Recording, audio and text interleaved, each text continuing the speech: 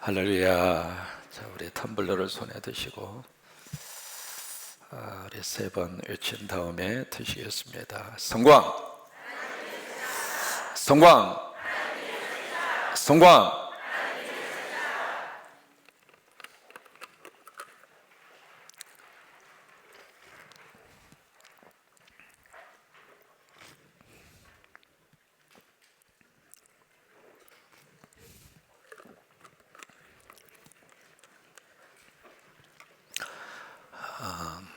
이제 6월 월삭 새벽 예배로 하나님 앞에 드립니다. 특별히 여러분 6월달을 가리켜서 호국 보훈의 달이다, 그렇게 이야기합니다. 부산에 유엔 정물 장병들의 기념비가 세워져 있는데, 거기에 비석에 세워져 있는 글이 다음과 같은 글이 거기에 새겨져 있습니다. 우리의 가슴에 임들의 이름을 사랑으로 새깁니다. 우리의 조국의 임들의 이름을 감사로 새깁니다. 이 땅에서 우리나라를 위해서, 자유를 위해서 희생을 한 유엔 전몰 장병들을 기억하며 새겨진 비석의 글입니다. 현재 우리가 누리고 있는 자유는 그냥 주어진 게 아니죠. 현재 우리가 지금 가지고 있는 모든 것들은 거기에는 땀이 있고 눈물이 있고 희생이 있습니다. 특별히 이 6월달을 맞이하면서 나라가 잘 돼야 우리 어깨가 힘이 있습니다.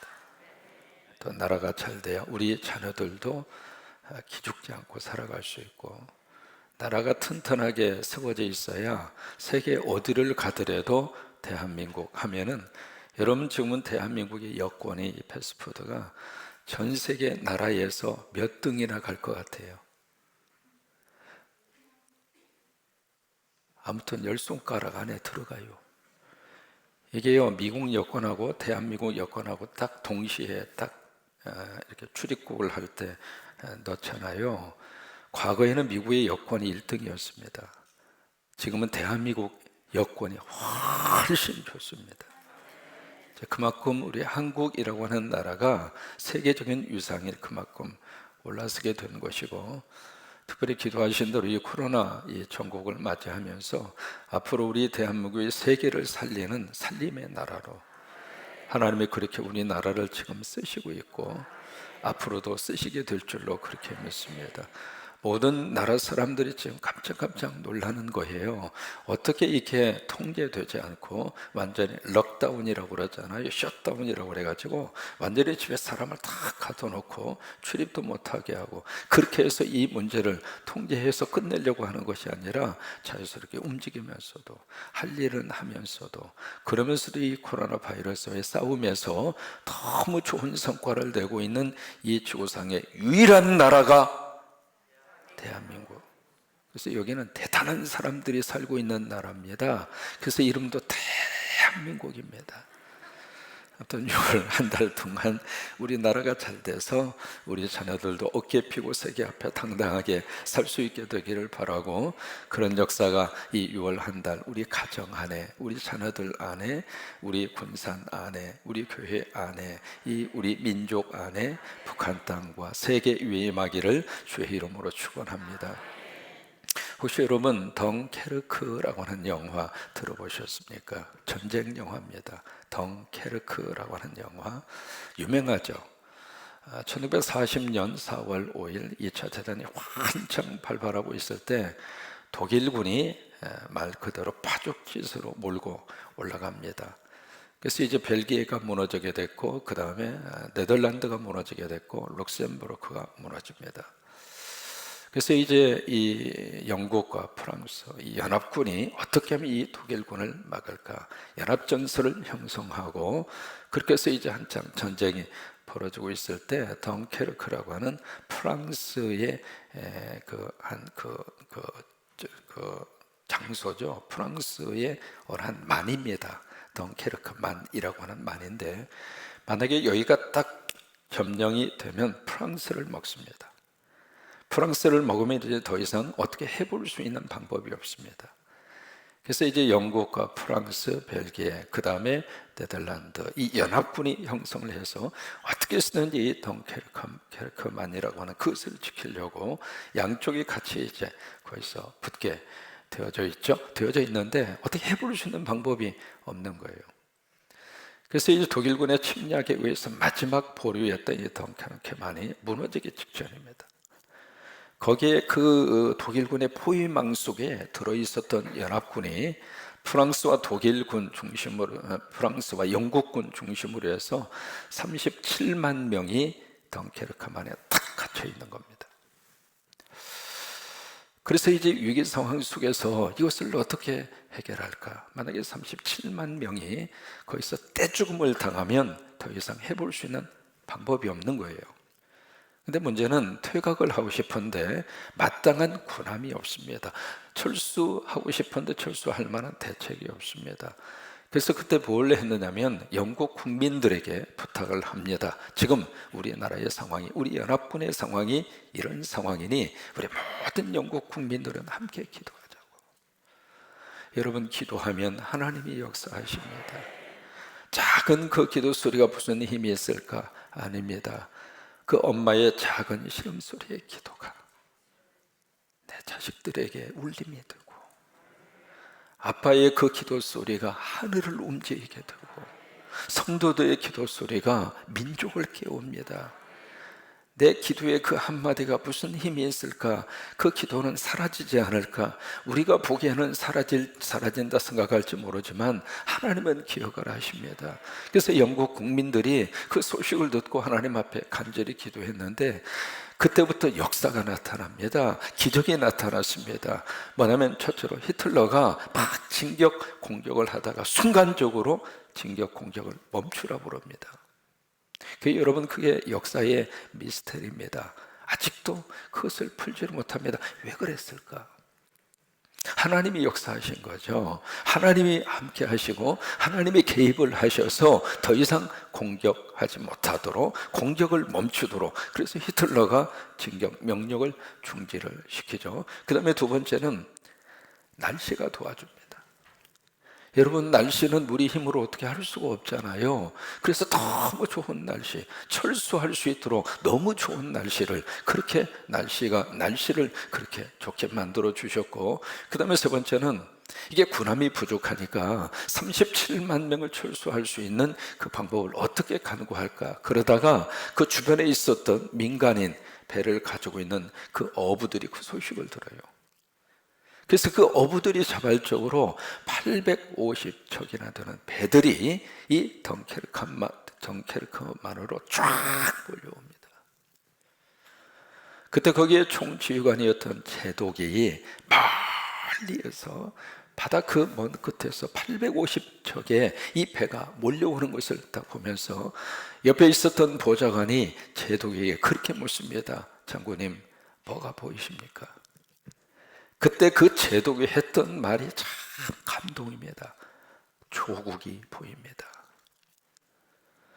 다른 조국이 아니라 조국이 보입니다.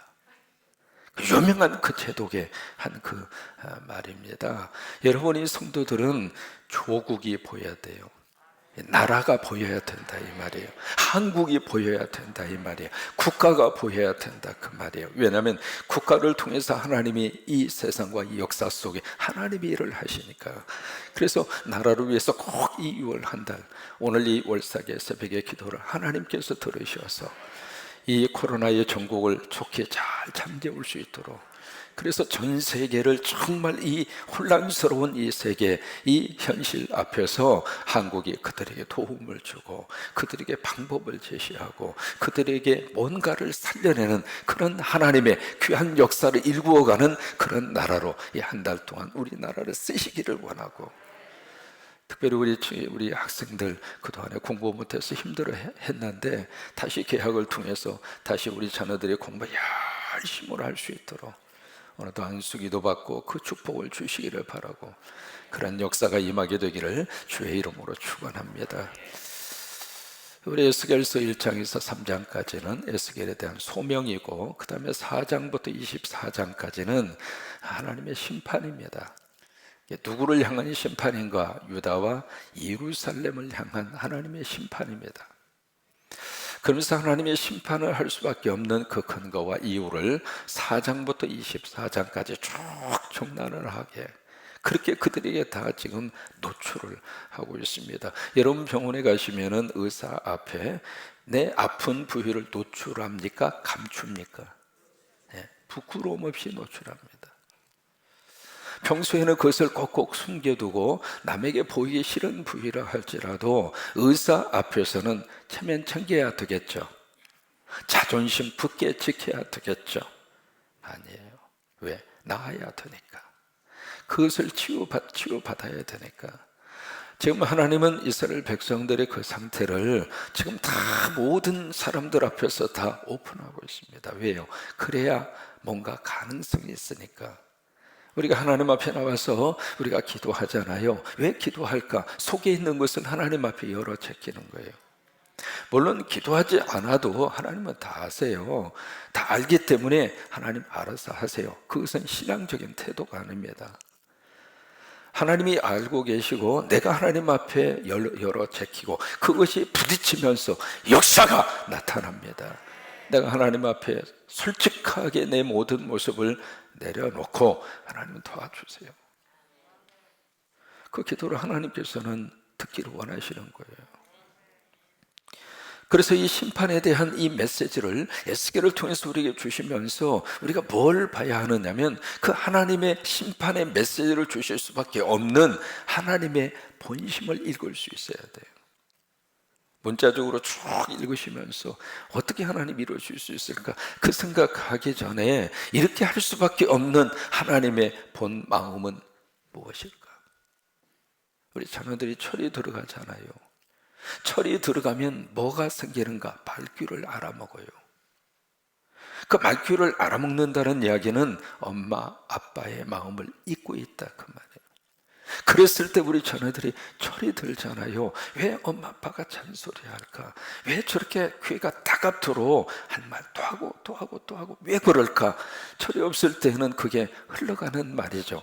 귀찮죠, 듣기 싫죠, 신경질 나죠, 화가 나죠. 그래서 문을 있는 대로 닫아버리죠. 그대에게 아이들이 뭔가 이렇게 생각이 이렇게 성숙하고 성장하면서 뭔가 부모님들의 마음을 읽어가기 시작한단 말이죠. 그러면서 거기서부터 엄마의 본심이 이거구나, 아빠의 본심이 이거구나. 그것을 알면 아빠 엄마의 말에 대해서 긍정적인 반응을 보이잖아요. 똑같은 원리입니다. 오늘 7장의 말씀을 시작하면서 6장에서 같이 똑같이 그렇게 말씀을 시작을 하십니다. 여호와의 말씀이 내게 임하니라. The word of the Lord came to me. 주님의 말씀이 나에게 왔다 이 말이에요. 여러분, 하나님의 말씀이 나에게 오면 그때부터 방법이 생깁니다. 가장 힘든 것은 하나님이 아무런 역사를 나에게 일으켜주지 않을 때 힘든 겁니다. 그렇게 예배할 수 있고 이렇게 말씀을 들을 수 있고 기도할 수 있으면은 하나님의 역사가 시작이 됩니다. 우리 쉐키나 8분이 쭉 서서 찬양하는 모습 보니까 우리 미나 집사가 얼마나 여기 서서 찬양하고 싶어 했는지. 그래서 예배 마치고 어제 가다가 로비에서 만났어요. 갑자기 그 마음이 들더라고. 아휴, 얼마나 쓰고 싶을까. 지금 다리가 좀 부어가지고 쓰지를 못했거든요. 순간적으로 안수해라 그래서 안수했거든요. 근데 오늘 여기 새벽에 서 있네. 아유, 얼마나 감사한지. 이 하나님 앞에서 찬양하고 내가 마음을 열어서 입술을 열어서 기도하고 여러분 그러면 하나님의 역사가 나타나거든요. 그러니까 7장의 말씀도 여호와의 말씀이 나에게 임하니라 그러면서 뭐라고 말씀하시냐면 인자야 라고 하는 말씀으로 그렇게 부르는 것으로 시작을 합니다. 이 인자라고 하는 말이 에스겔서 전체 속에 93번이나 나옵니다. 굉장히 많은 빈도수를 가지고 인자야. 이 인자라고 하는 이 말을 영어로 말하면 son of man이라고 하는 말이죠. 남자의 아들, 사람의 아들이라고 하는 뜻이거든요. 그런데 인자야 그렇게 말씀을 하시면서 그 다음에 어떤 대상을 향하여 이야기를 하고 있느냐면 이스라엘의 바로 뭐냐면 땅이에요. 땅. 이스라엘의 땅, the land of Israel, 이스라엘의 땅에 대한 말씀을 지금 하고 있습니다. 그런데 이 땅이라고 하는 말과 여기서 말하고 있는 son of the man 이라고 하는 이 man이라고 하는 말이 깊은 연관성이 있어요. 여기 인자라고 하는 말을 히브리 말로 지난번에 소개를 해드렸죠. 벤 아담이라고 하는 말을 씁니다. 한번 해보실까요? 벤 아담. 벤이라고 하는 것은 아들이라고 하는 뜻입니다. 아들. 그 다음에 아담이라고 하는 것은 사람이라고 하는 뜻입니다. 어떤 개인적인 이름이 아니거든요. 아담 하면 우리 성경에 아담이라고 하는 단어 속에 그 의미를 함께 내포를 하고 있는 겁니다. 그러니까 아담아 그렇게 부르는 것은 인간아 그렇게 부르는 것과 똑같은 거예요. 근데 이 벤 아담이라고 하는 말로 히브리 말로 되어져 있는데 여기 이스라엘 땅이라고 하는 말도 어떻게 되어 있느냐면 참 이스라엘 아담 이렇게 되어 있어요. 똑같이 아담이라고 하는 말을 쓰고 있습니다. 여기에 땅이라고 하는 말이 히브리 말로는 아담이에요. 아담. 그러니까 이 아담이라고 하는 이 단어 속에 가장 중요하게 들어있는 단어의 뜻이 바로 땅이라고 하는 뜻이에요. 그냥 우리말로는 땅 그렇게 되어 있습니다만은 이게 영어적인 표현을 보면은 dust라고 하는 말을 씁니다. D-U-S-T, dust라고 하는 말인데 이 말의 뜻이 먼지와 그리고 티끌이라고 하는 뜻이에요.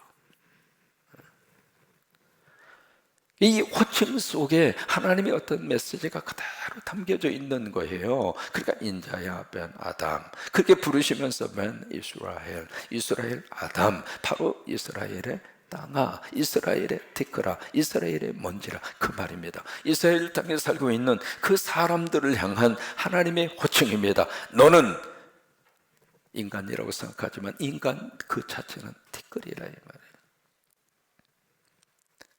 그 사실을 인식하고 살면은 우리가 하나님 앞에서 하나님이 원하시는 그런 삶의 모습을 가지고 살아갈 수 있습니다. 그런데 문제는 이걸 잊어버린다 이 말이에요. 내가 티끌이라고 하는 것을 잊어버려요. 나는 티끌이 아니라 이 세상에 적어도 이거다 그 생각을 하고 살기 시작을 한단 말이죠. 여러분 그것은 나라도 마찬가지입니다. 나라가 좀 먹고 살만하면 하나님 없어도 된다 이 말이에요. 아니 하나님 의지하지 않아도 된다 그 생각을 영적으로 가질 수 있는 가능성이 굉장히 많거든요. 바로 여기에서 하나님이 오늘 7장을 통해서 그 메시지를 주시고 있습니다. 심판의 메시지를 주시기 전에 너는 티끌이야 교만하지 말라 이 말입니다. 조금 있다고 그래서 뭐 잘난 척하지 말고 좀 배웠다고 그래서 뭐 하늘 끝이 모르는 그런 모습으로 어깨에 힘주고 그러지 말라 그 말입니다. 너는 티끌이다 그 말이에요. 너는 연약하기 짝이 없는 인간일 뿐이라고 하는 거예요. 그것을 우리들이 인식하고 살면 우리가 늘 하나님 붙잡고 삽니다. 하나님 의지하고 삽니다. 하나님의 도우심을 구하면서 삽니다. 근데 그것을 망각하면 하나님 없이도 우리 살 수 있다 이거예요. 과연 사람이 그렇게 강한가? 이 바이러스 이 하나 때문에 전 세계가 지금 요동을 쳐도 이렇게 요동칠 수 있습니까? 이번에 뼈저리게 우리는 느낍니다. 우리는 참 약한 존재구나. 이럴 때 더 영적으로 저와 여러분이 하나님 굳게 의지하시기를 바라고 더 하나님 붙잡고 하나님의 보호하심을 기대하고 하나님의 도우심을 바라고 우리가 살아야 할 존재라고 하는 것을 뼈저리게 한국뿐만이 아니라 특별히 미국은 더 그렇습니다. 그러니까 이렇게 부르시면서 벤 아담 너는 티끌이야 너는 먼지야 너는 연약한 존재야 그렇게 부르시면서 그 다음에 이스라엘에 살고 있는 이스라엘의 모든 민족 그리고 거기에 살고 있는 백성들 그대들도 연약한 존재일 뿐이야. 근데 여기서 심판을 쭉 이야기하시면서 지금 뭐 때문에 이들을 심판을 하고 있는가? 여기 지금 계속 나오는 단어가 교만입니다. 교만이라는 단어를 계속 반복해서 이야기를 하고 있습니다. 왜 교만이라고 하는 단어를 반복을 하고 있을까? 참 기가 막힌 이야기예요. 몽둥이에 꽃이 피었도다. 교만의 꽃이 피었도다. 여러분, 그 말씀이 무슨 의미를 가지고 있을까? 7장 쭉 읽어 가시다 보면 그 내용이 나오거든요. 어떻게 몽둥이에 꽃이 피고 교만의 꽃이 피고, 이게 무슨 말인가? 꽃이 피었다고 하는 것은 이게 잘 나간다, 그 말 아니겠어요? 잘 나가는데 좋은 쪽으로 잘 나가야 축복이죠. 근데 이게 교만의 꽃이 피어가지고 몽둥이가 이제는 막 여기저기 후들겨 패면서, 그렇게 몽둥이가 꽃이 필 정도로 교만이 그렇게 꽉 찼다. 그래서 하나님이 이 교만을 지금 심판을 하고 있습니다. 근데 이 교만을 심판하는데 어떻게 심판하는가? 두 번째로 계속 나오는 단어가 바로 뭐냐면 행위대로라고 하는 단어. 이 단어가 계속해서 7장에서 여러분 한번 쭉 자세히 읽어보셔요. 행위대로, 행위대로, 행위대로, by your conduct. 너희들이 행한 대로, 너희들이 저지른 대로, 너희들이 이 땅에서 그렇게 살고 있는 그대로 by your conduct. 이 행위대로라고 하는 말이 쭉 해서 반복해서 그렇게 나오고 있습니다. 그러니까 결국 그들의 행위 속에 바로 뭐가 가득 찼느냐면 교만이 가득 찬 거예요. 우리가 야곱과 에서를 만납니다. 인간적으로 보면 에서는 참 인간성 있는 사람입니다. 남성스러움이 에서 속에 있고요. 자립심이 강하고요. 뭐 부모님 의지하려고 하지 않고요. 그게 이제 에서가 가지고 있는 그런 남성다움의 모습이죠. 거기에 비해서 야곱은 참 어떻게 보면 연약하게 짝이 없습니다. 그리고 말하는 것도 아마 야곱이 그랬을 것 같아. 아마 여성스러움이 야곱 안에 이렇게 들어있습니다. 그런데 하나님은 이 둘을 보시면서 뭐라고 말씀을 하시는가? 내가 에서는 미워하고 야곱을 사랑했다.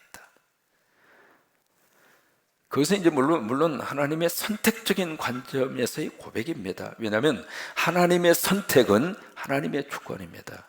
하나님이 사랑하시고 하나님이 어쨌든 그 하나님의 선택적인 그 입장에서 그 말씀을 해석을 해야 되는 측면이 있고요. 그 다음에 두 번째로 왜 그 표현의 이면 속에 우리가 하나 느낄 수 있는 게 있습니다. 바로 그게 뭐냐면 야곱은 철저하게 자기 힘으로 살고 있는 사람의 대표적인 모습이에요.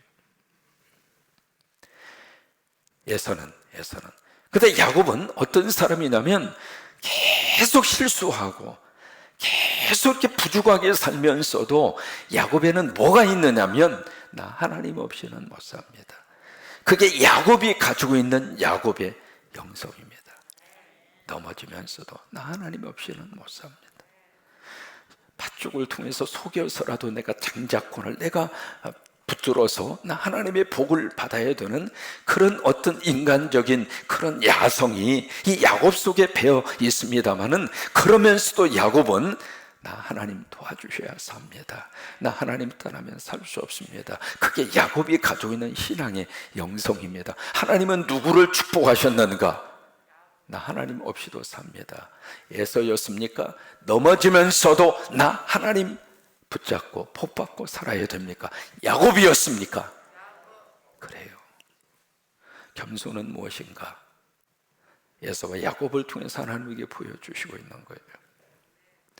우리가 벤 아담 인간이기 때문에 어떤 의미에서 티끌과 같이 작은 일에도 그냥 속상하고